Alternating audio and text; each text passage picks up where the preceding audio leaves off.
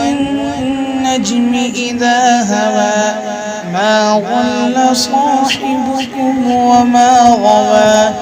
وما ينطق عن الهوى إن هو إلا وحي يوحى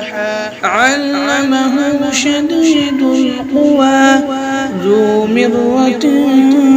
فاستوى وهو بالأفق الأعلى ثم دنا فتدلى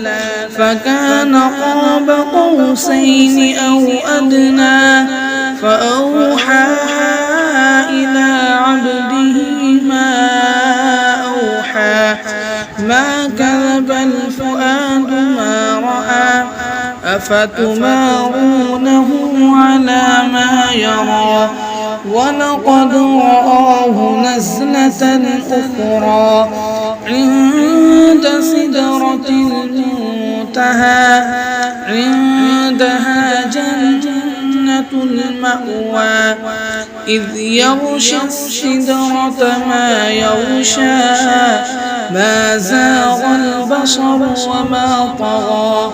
لقد رأى من آيات ربه الكبرى أفرأيتم اللات والعزى ومناة الثالثة الأخرى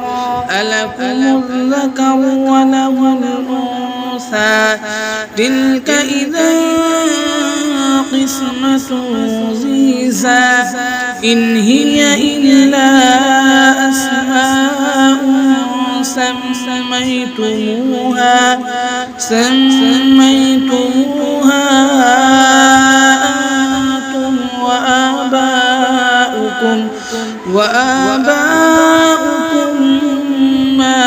أنزل الله بها من سلطان إن يتبعون إلا الظن وما تهوى الأنفس